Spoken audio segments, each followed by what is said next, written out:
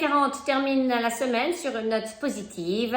Parmi les valeurs qui se sont distinguées ce vendredi, on retrouve Air France-KLM. La compagnie aérienne a accusé au premier trimestre une perte d'exploitation de 306 millions d'euros, plus importante que prévu, contre une perte de 350 millions un an auparavant. Les comptes ont été pénalisés par une hausse des coûts unitaires. Le chiffre d'affaires a augmenté de 42% à 6,3 milliards d'euros. Par ailleurs, Air France-KLM a déclaré être entré en discussion exclusive avec Apollo Global Management en vue d'un financement en quasi-fonds propres de 500 millions d'euros au capital d'une filiale propriétaire d'actifs d'ingénierie et de maintenance.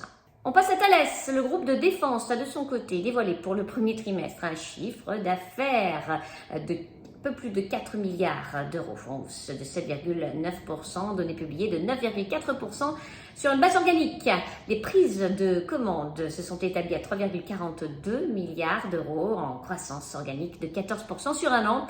Le groupe a confirmé ses objectifs 2023. Le titre a reculé après que France Info a rapporté que le parquet national financier aurait ouvert une enquête sur le groupe concernant des soupçons de corruption dans les activités en Inde.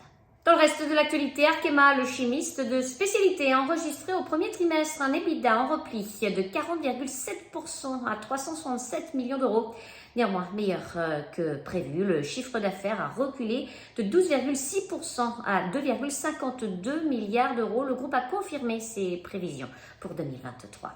Rubis, le groupe de logistique pétrolière, a publié pour le premier trimestre un chiffre d'affaires en hausse de 18% à 1,74 milliard d'euros. Le groupe s'est dit confiant quant à une nouvelle amélioration de son bénéfice net ajusté en 2023. Et puis Trigano, société spécialisée dans les véhicules et équipements de loisirs, est entré en discussion exclusive avec le groupe Beneteau pour l'acquisition de la société BIO Habitat et de sa filiale BIO Habitat Italie. Enfin, Nexans, le spécialiste des câbles électriques industriels et des câbles à fibre optique, a remporté le plus important contrat de son histoire afin de soutenir la transition énergétique en Europe avec TenneT. L'accord cadre porte sur des projets clés en main de courant continu haute tension pour des parcs éoliens offshore. Le contrat comprend dans un premier temps un engagement concernant 3 projets de raccordement au réseau d'un montant initial d'1,7 milliard d'euros pour les câbles et leur pose seule. À New York, Sabrina Cagliosi pour Trading Central. Je vous souhaite une très belle fin de journée à tous. À demain.